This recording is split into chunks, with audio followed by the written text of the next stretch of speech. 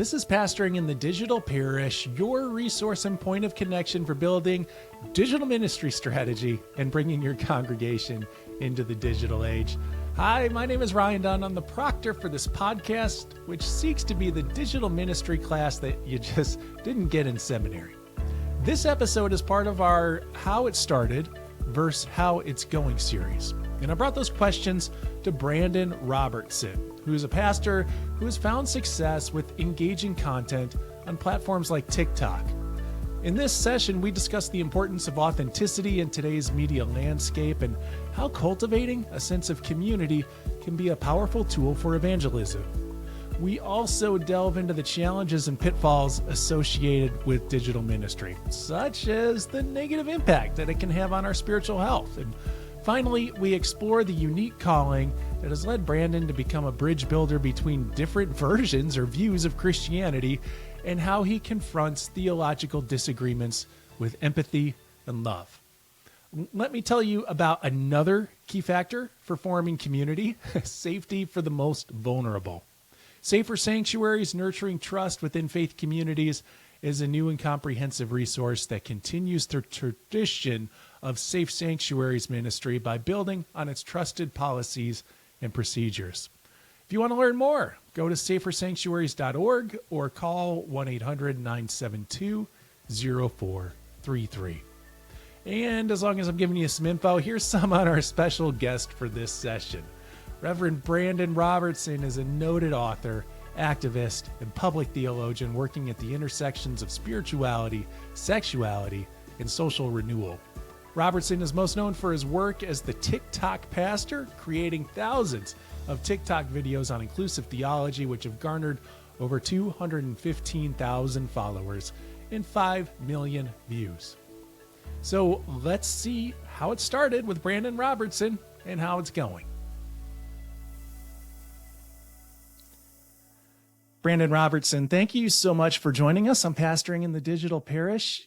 Can you describe for us what the shape of ministry looks like for you right now? Yeah, well, thanks for having me. And I mean, as most pastors have had to experience over the past 3 or 4 years, I started off ministry in a brick and mortar church doing very minimal online ministry. In one sense, our church at the time had a cell phone that occasionally did some live streaming videos, and we recorded our sermons, but didn't put them up until a week later. Mm-hmm. And it was that period of the pandemic that, for me, I've always been engaged in social media. I grew up in the social media landscape, but really, when the pandemic happened, my church situation gave me a little bit more space to just have some time to experiment.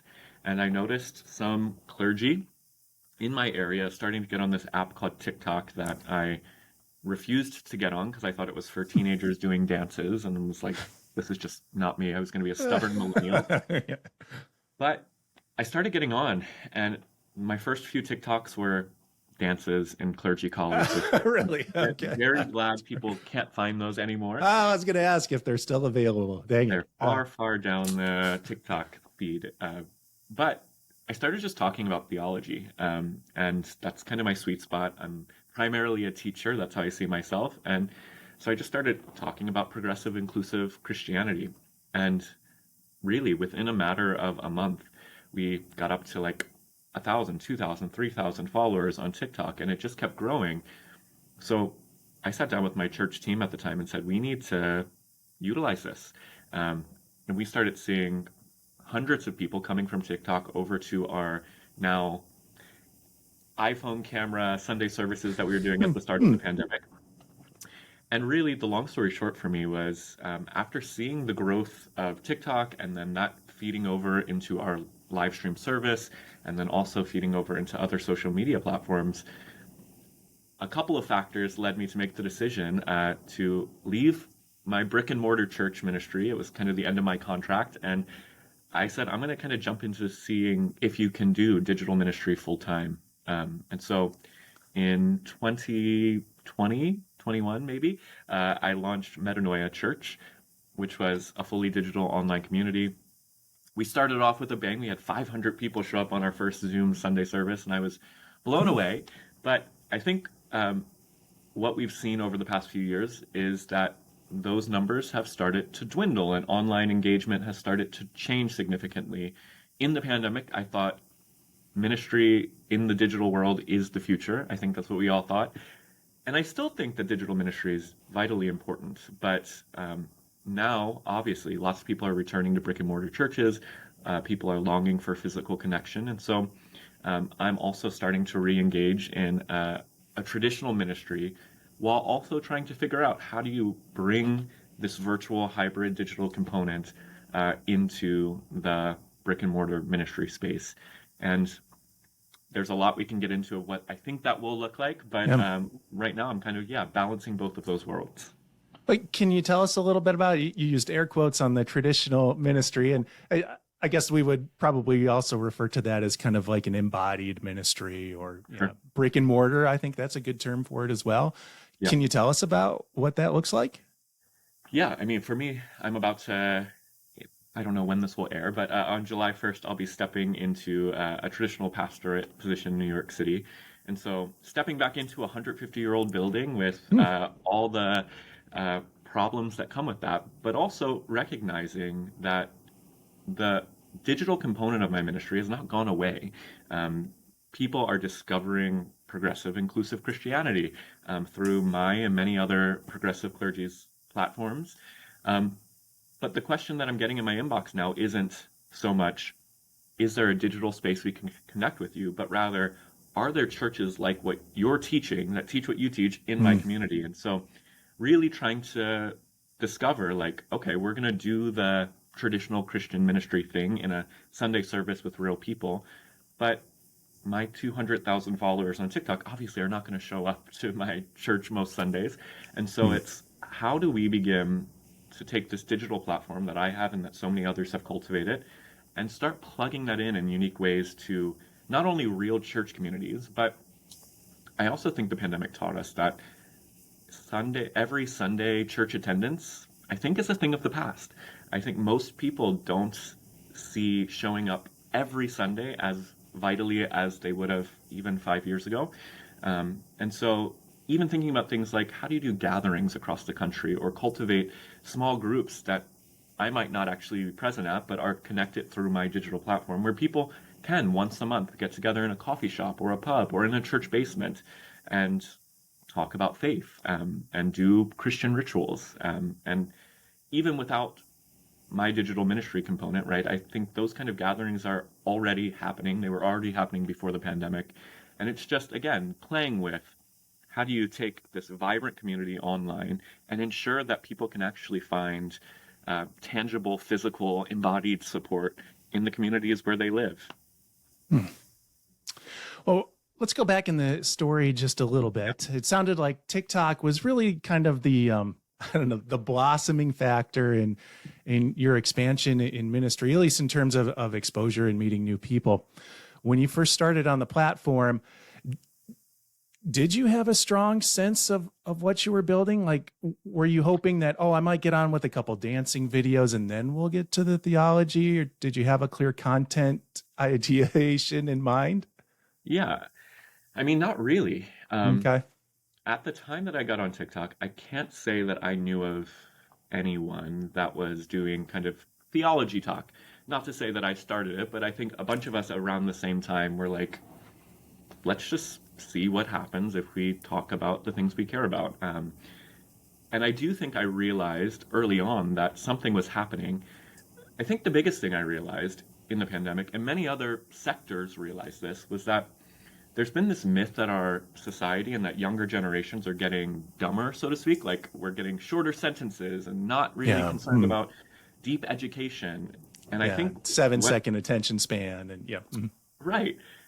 But TikTok proved to me that that wasn't true because yes, I was talking in 60-second videos, but I was talking about in-depth, deep theology. I was quoting the Bible, quoting theologians, and thousands of people were engaging. And then those thousands of people were asking, hey, can we come to an online Bible study where I would sit with them for an hour and a half and dig deep into the scriptures? And then I would do online seminars once a month for an hour where we would talk about the Bible and homosexuality or universalism or whatever. And hundreds and hundreds of people would show up. And so I was really excited because I discovered that many people who are interested in faith are actually also theology nerds, but they've Hmm. never had a way to have an accessible conversation about theology. And so, if I had to sum up what I'm doing, um, I see my goal, my ministry, as popularizing, so to speak, some of the deeper theology that we talk about in seminary classrooms and among pastors all the time, but lay people are often excluded from because we just assume they're not interested or can't handle the capacity of it. And the truth is, people want the depth. They want the meat of theological discussion and spirituality and spiritual practice. And so um, I've leaned into that and continue to lean into that with great joy. Yeah. And it's so much fun to think about that happening on TikTok, which just has this reputation of being a little bit frivolous, right? But here, Totally. something that is in depth is occurring there. Being a TikTok pastor, have you ever felt a a pull or a demand to create the glitzy, kind of glamorous style videos? Yeah, I mean, I think anybody who's been addicted to TikTok like me has tried many forms over the years. And I think there was a moment where early on I was like to my church, hey, we need to cut out a big budget and buy good equipment and like, let's dive into this. And we started to do that. We did buy some cameras and some audio equipment. But the beauty of TikTok, and I think most social media people will tell you this, and I work as a social media manager for a nonprofit on the side as well, so I'm in this space all the time, um, that the highest performing videos and content on TikTok and even on Instagram these days is not the polished, edited, hyper well done content. It's the authentic content. People, if you look at a lot of my videos, it's kind of cringeworthy looking back. I don't realize it in the moment, but when I look back at them, I've got like my last round of videos, I had a feather sticking off of my hat, and the video lighting quality was not good, and I've That wrinkled feather my wasn't there on purpose. no, and Oh. embarrassed at that happening afterwards. But people want to see, in one sense, I think there's a niche category of people that want to see pastors as real people. And so just to get on and be like, hey, this is me on a Wednesday morning thinking about theology. Here's what I'm thinking. That makes it all the more accessible rather than the very polished, very expensive to create videos that do feel a little cold and isolating and inaccessible. And so I think my goal on TikTok and the most successful folks on TikTok have cultivated this feeling among audiences that they know you. And that's also been one of the biggest delights of my experience on TikTok is that virtually every week I will walk down the street and bump into somebody who says, oh my goodness, I found your videos. And it's not the ego celebrity thing that I'm going for. It's that these folks actually feel like they know me and that I also know a lot of them. I've cultivated relationships through the internet with them. And so there is a real sense of like a global community of people that feel like I'm one of their pastors and I feel like we have this interesting spiritual theological relationship. And so it's been beautiful to see that for all the frivolousness, I guess that's the word, on Yeah. the internet, that there are deep, meaningful connections coming out of it, and people are really growing in their faith and their spirituality through these apps. Well, let's talk about that relationship cultivation a little bit, Yeah. because the beginning of your relationship with a person is kind of a broadcast of ideology and theology. So how does that broadcast then, like, how does that start a conversation, and how are you engaging in those conversations? Yeah, I mean, it's hard on one sense because Yeah. capacity as an individual is limited. During the pandemic, I was spending 10, 15 hours a week on Zoom calls with people, phone calls with people, and really doing like one-on-one pastoral counseling. And when I launched Metanoia Church, which was a fully digital community, we created avenues. I have we had in that community a number of people that were either ex-pastors or people who were still pastoring in the pandemic time but didn't have quite as much on their plates, who were able to kind of help out and engage, and I would point people to other clergy when I didn't have the capacity. But there really was space to do one-on-one counseling and consulting and all of that good stuff. I think now it's shifted to the more sustainable thing that I do is a lot of folks have come over to my Patreon community, which is kind of a pay-to-play community, but for as low as like $1 a month, you can join this space. And we do have these monthly Zoom calls where it literally is just, hey, let's get together and talk about our lives. And so we'll have 20 or 30 people show up and like really get into what's going on in people's lives and helping guide people for resources and whatever kind of questions they have. So it's really been like, how do I create sustainable places where I can help people as best I can, but also realizing the goal of any church ministry, I don't want to replicate the evangelical world that I came from, which is pastor-centric and like making the pastor the goal. So it has been elevating other clergy's voices and other folks in the community that are experts in theology, that have Masters of Divinities degrees, and saying, hey, like, connect with this person because they're brilliant and they have resources that they can offer you. So on one sense, it's creating spaces where we can come together as a community and do deep conversation, but a lot of it is also channeling people to resources, because the other good side of the pandemic is that so much of Christianity has gone online. There are so many books and resources, videos and courses that are now available. And so just really helping people connect to all of that. Yeah. Have you had to be very intentional about inviting people from the TikTok space into these other spaces of connection? Yeah, to some degree. I think one reality that I'm sure we'll dive into a little bit more is there are a lot of oppositional people in these spaces that make some of these spaces unsafe for the kinds of people I'm trying to invite in.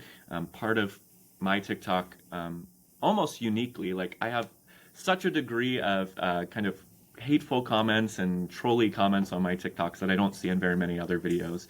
And so there's a lot of nuance in how I open up these pastoral spaces. Patreon, for instance, like just requiring that people pay $1 a month to get into the space. Like, again, I'm not in this for money. I never started this for money, but that is even a low bar that can kind of weed out the folks that are not serious or that would come in and try to be oppositional in that kind of space. But also just simple things like when I create and cultivate a space online, asking people for their social media so that I can go through and do a quick look through to make sure that they're a real person and are going to show up to the space as authentically as they can. I think as churches are in this space, this is something we have to be really careful about. A lot of folks found out early on in the pandemic that if you do an open Zoom church, you'll get Zoom bombed, which is like people showing up and doing inappropriate things in the middle of a church service. We've all had to figure out like how do you put some barriers around who can enter while still being as inclusive as possible as a way of protecting the sacredness and safety of the online space we're trying to create. I'm going to jump in here with a quick reminder that this season of Pastoring in the Digital Parish is being sponsored by a group that takes community building seriously, Safe Sanctuaries. Safe Sanctuaries, nurturing trust within faith communities, is a new and comprehensive resource that continues the tradition of Safe Sanctuaries ministry by building on the trusted policies and procedures that have guided churches for over the past 25 years. This resource contains theological grounding for the work of abuse prevention, psychological insights about abuse and abuse prevention, basic guidelines for risk reduction, age level specific guidance, and step-by-step instructions on how to develop, revise, update, and then implement an abuse prevention plan in your church or organizations. As Christians, resisting evil and doing justice are ways that we live and serve Jesus Christ. Safer Sanctuaries provides help to do just that kind of work by framing it as a life-giving, community-enhancing, and proactive endeavor. It enables communities to be empowered and flourish as they develop and implement policies and procedures that make everyone safer. To learn more, go to safersanctuaries.org or call 1-800-972-0433. Check them out and build a little more care and safety into your community. And now let's get back to how it started and how it's going in digital ministry with Brandan Robertson. Well, let's talk about that oppositional a little bit. We hear in the church world that leaders will say, well, I can't talk about that because it'll make people mad. And part of your authenticity is that you'll talk about some of the issues that do, in fact, make people mad. And they'll voice that because this is what we do on social media. It's a free range for all of that. So how do you do you engage with some of the detractors, or do you just kind of, proverbially dust the sand off the shoes and just focus on those who are there for the positivity? Yeah. I've felt for most of my ministry over the past decade a unique calling to be a bridge builder. I come from a very conservative evangelical world. I was trained in a very conservative evangelical world. Now I'm very liberal on the other side of things. And so a lot of those folks, obviously, very much disagree with what I teach and who I am and how I exist in the world. But I also have a deep sense of empathy. A lot of the people on TikTok that are the most vitriolic, if I scroll to their profile, I'll find out that this is a 16-year-old kid or early Bible college student. A lot of these folks are young people who've only been exposed to one version of Christianity. And because of that, they really do believe that if somebody's teaching something that disagrees with their faith, they're going to go to hell, and they're leading other people to hell. And so instead of just writing them off, which I think a lot of people have to do and should do for their own health and wellness. Sure, yeah. But for me, I feel uniquely called to say, wow, I remember being the arrogant kid on the internet. I can go back to my Facebook from 2010, and the stuff I was saying was very similar, not very kind. And so I try to engage, and I try to engage sometimes, most of the time, in good faith with empathy.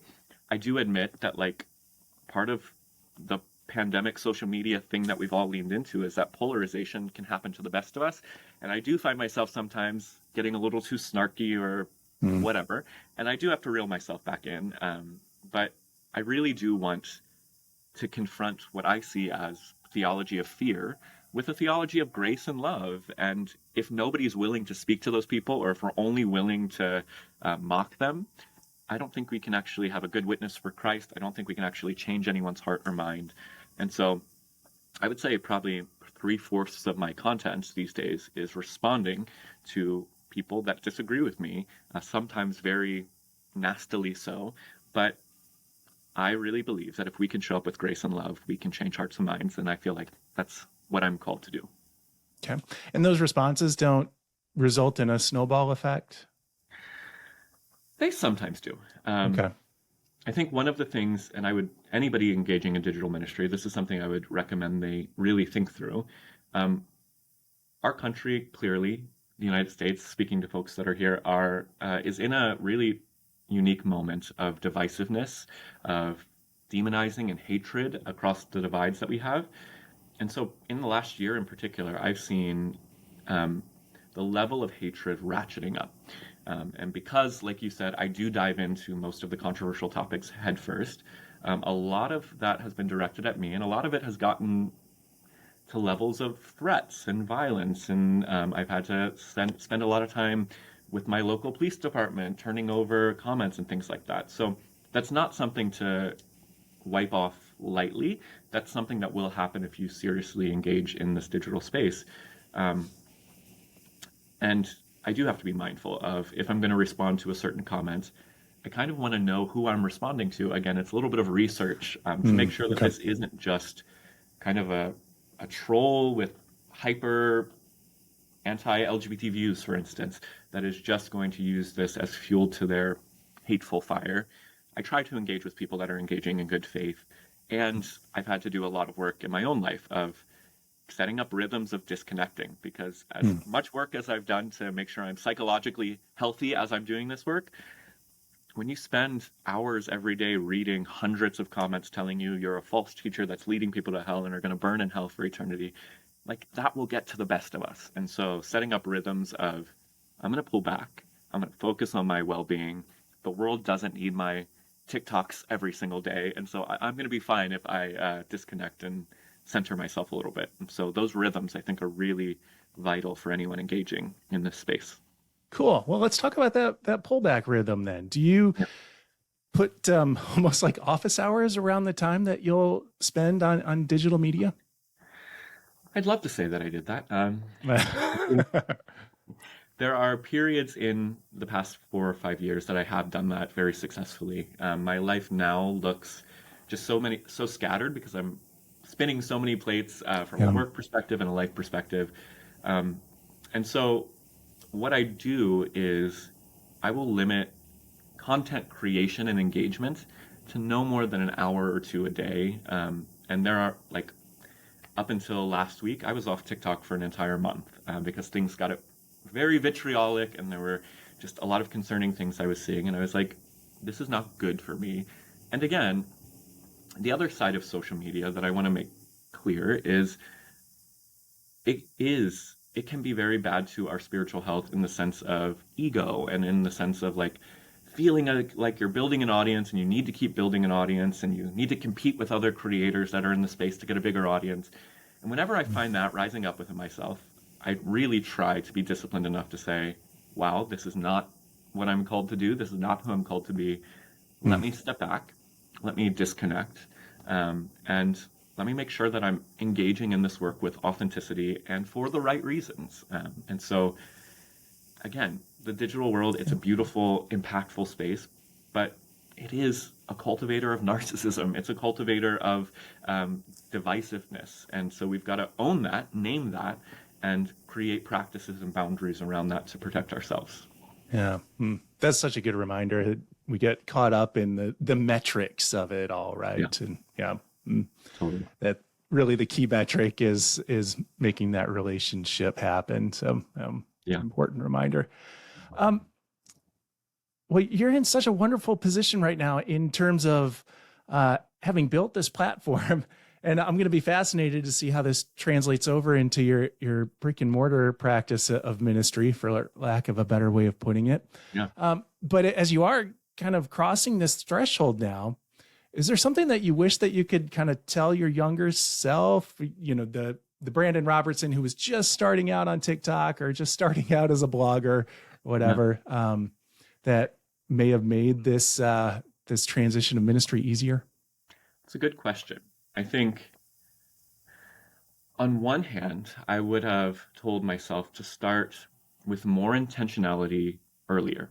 And so I do think, and I recently had a book, Building Your Digital Sanctuary, and in the final chapter, I talk about how a failure to engage digitally right now, I think, is a failure to live into the Great Commission. I don't think you can be a Christian pastor right now that is not in some way engaging digitally, at least in the United States or in the Western world, because there are so many billions of people online. There are so many billions of people hungry for the good news of the gospel and for the Christian faith. And I never thought of myself as an evangelist, but I realized that, wow, if I utilize this tool in a serious and intentional way, I can reach people with good news. I can help people that are looking for God and haven't been able to find a path that works for them. And so I did spend so much of the first year of TikTok just kind of playing around. And yes, I was talking about theology, but I wasn't engaging intentionally. And I wish I would have thought through that earlier and better. But the other side of it is back to the boundaries, like TikTok, social media, live streaming, Zoom. This is not the only way that the world will continue to exist. In the pandemic, I know I definitely talked as if digital was everything and this was going to be the future and we had to all get on board. The truth is, I think we're on the brink of a social revolution of disconnecting. And we're already seeing it in little ways, like the flip phone is coming back and people are buying flip phones instead of smartphones. Right. People want to be connected to nature, to the world, to like the stuff around us, and not just on screens. And so I do look back at the last 5 years in particular and think about how many hours, if I could quantify it, I would be horrified how Mm, often I've been stuck to a screen. And I just do think we need to not lose sight of the fact that we are embodied human beings. The incarnation speaks to this. Like, we mm. need to be in the world. We need to be with each other. Screens are amazing. We have unprecedented opportunities to reach the world. But if we're not cultivating practices of incarnated reality, I think we're missing out on how we're supposed to experience life as human beings. And so I, I would start those practices and disciplines of disconnecting way earlier. All right. Well, you're moving into this time in July of very directional incarnated ministry. I didn't know where to take that word. Uh, Totally. with that, though, you've already built these connections in these communities in digital space. Are you going to keep some of that going? Totally. With everything I just said, I would also say, like, again, every church needs to engage robustly in a digital ministry. I think every church that has the resources to do so should hire a digital minister. Our church, this church I'm going to, is very small, and so I will have both roles of Yeah. being the in-person minister and the digital minister, like many others will have to do as well.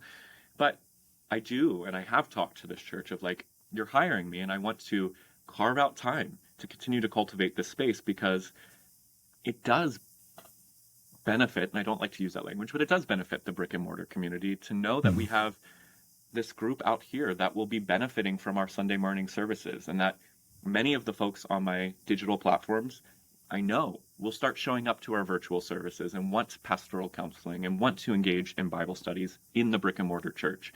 And so I haven't been doing it for a few years, so it'll be a little bit of a learning curve to re-enter, but I am really excited to say the church that I'm the pastor of, like, we're not just in this building. There's a community outside of it, and they want to belong. And I really look forward to finding ways to introduce the incarnated congregation that'll be with me in New York to the people that are outside of our walls. And it may not be the hundreds of people that were showing up during the pandemic. It might be 12 people, but um, there are 12 people out there that want to be a part of a community that don't have access to a community near them. And I'm excited to invite them into our space. Awesome. You may have just answered this question, but I'm going to throw it out there anyway. What are you dreaming of doing next in ministry? It's a good question. Technology changes so quickly. We all know that. And I'm already seeing like the stuff about TikTok, all of this is old news now. Like there are new ways of doing digital ministry, and I'm already behind. And Mm. so I'm just really excited for the opportunities that continually pop up in this space. I think AI and Apple announcing virtual reality this week, like this is stuff that back in the early 2000s, there were some Christians that were playing around with this. I think that's going to be an interesting new experience. What would it look like if we all have Apple goggles in a year and people can sit at their home but also be with me in my sanctuary in New York? And like, how does that change things? So I'm excited to continue learning and playing and experimenting. Um, but, and I don't mean to sound trite, I think what I'm most excited about is continually harping on the good news of Jesus and watching people. The best comments I get, and I would say any pastor, if you can get online and do some level of digital ministry, you will see this too. People showing up saying, I was about to leave the faith, but because of this sermon, because of this tweet, because of this blog post, you've showed me a different way of following Jesus, and I want to learn more. And that's what gets me up in the morning. That's what makes me log on to TikTok. And I'm just so honored to be able to do that. Mm. Cool. Well, where is the best entry point for people to start to follow along with what you're doing? Yeah, I would say if you're a pastor or a church worker interested in digital ministry, I edited this new book called Building Your Digital Sanctuary, and it just came out a couple of months ago. I brought together some of the best people that I found across the internet that were engaged in this digital space, and they wrote very accessible chapters on just like, here's some advice on what equipment to buy or how you should engage on Facebook or TikTok. So that's a great resource. And then BrandanRobertson.com has all of my stuff, all my social media, if it's helpful. And most importantly, if you're a pastor in this work, I just love sitting and talking with people and dreaming. So if I can be helpful, please reach out. Cool. Well, thank you so much for spending this time with us and for sharing the number of times that you've dropped the word good news. The words good news has been uplifting. And it's wonderful to hear that kind of hopefulness and positivity moved out in that space. So thank you for offering that as well. Well, thank you for your good work and for uplifting this conversation because it is so important in this moment. So thanks. And that's going to put a wrap on this session of Pastoring in the Digital Parish. Some good follow-up episodes for this include our previous iteration of How It Started versus How It's Going with Jade Earhart. That was released in May of 2023. Or if the TikTok info was super interesting to you, well, then give a listen to our episode titled TikTok for Churches. That was from February of 2023. Again, I'm Ryan Dunn. I'd like to thank resourceumc.org, the online destination for leaders throughout the United Methodist Church. They make this podcast possible. And of course, they host our website, pastoringinthedigitalparish.com, where you can find more online resources for ministry. I also want to thank Safer Sanctuaries for their support. Again, a note about them, Safer Sanctuaries Nurturing Trust Within Faith Communities is a new and comprehensive resource that continues the tradition of Safe Sanctuaries ministry by building on its trusted policies and procedures. This resource contains theological grounding for the work of abuse prevention, basic guidelines for risk reduction, age-level specific guidance, and step-by-step instructions on how to develop, revise, update, and implement an abuse prevention plan. Contact them at safersanctuaries.org. If you want to connect with the Pastoring in the Digital Parish community, well, check out our Pastoring in the Digital Parish Facebook group.